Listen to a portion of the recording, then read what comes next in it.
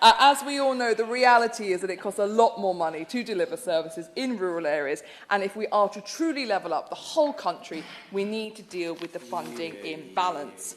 If we look at Rutland County Council and Leicestershire County Council, they are both severely underfunded. For example, if Leicestershire County Council, which my honourable friend kindly mentioned, was funded at the same level of Surrey, we would have an additional £104 million to help the people of Leicestershire. Neighbouring Lincolnshire, including Stamford, will have another £116 million more to support their constituents. Now, according to Leicestershire County Council, their budget gap is set to grow by £13 million next year and could realistically exceed £100 million by 2027-2028.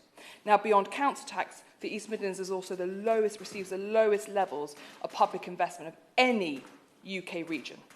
That is something we have to end, and as a consequence, I am seeing the repercussions in my constituency.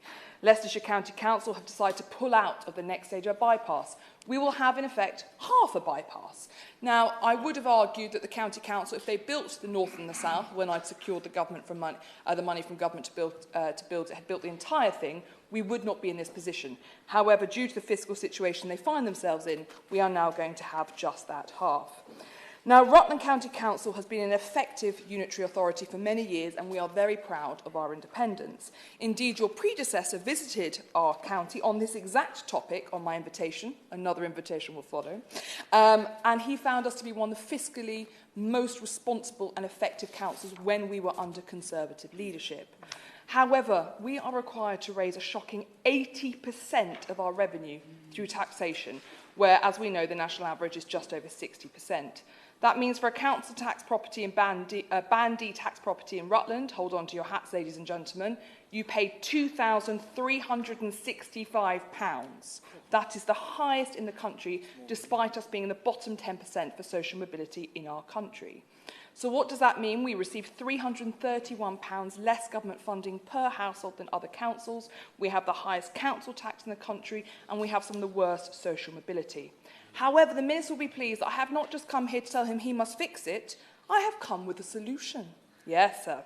At the start of the year, I looked at how do we bring fairness back to funding. I don't believe that the Fair Funding Review is necessarily feasible, unfortunately, due to the £4 billion cost it would likely incur. So I looked at the most noble of aims, Conservative aims. How do we improve social mobility? Now, on that basis, I looked at, for example, affluent counties such as ours, Dorset and Rutland and Leicestershire, that look like they don't have deprivation. But actually, the pockets of rural poverty are something that no MP would ever forget if they saw. They are so heartbreakingly difficult. And we know it costs far more to deliver services in our areas. But council funding formulas are blind to social mobility, with the Treasury settlement funding assessment targeting only areas with high deprivation. Now, adjusting for deprivation, the most socially mobile areas end up with funding allocations over 50% higher than the least socially mobile areas. So essentially, if you are from a least socially mobile area, you get less funding. There is an actual penalty I have worked out by going through the figures, which means that your chances of building yourself up and going where you want are so low. So I went to Onward and I said, will you help me work this up into a proposal to see whether I'm mad? The proposal is not more money. I'm not asking for more money, Minister. I'm asking for us to put social mobility alongside deprivation in funding formulas. When you do that, you do not see many people lose out, but in terms of who benefits, the Minister would benefit, his PPS would benefit, the Chair would benefit, both speakers of the opposition here today would benefit. This is not a party political solution. This is not about red wall or blue wall. This is about bringing fairness back. It works. I have met with the Chancellor. I have met with your predecessor. They were both very interested in this proposal. We can do it within the existing fiscal headroom. By introducing metrics for social mobility, we can target funding to high deprivation and low social mobility areas in equal measure, ensuring that we address poverty while also boosting opportunity. So in conclusion, Madam Chair, the funding formula has not changed for 10 years. We must do so.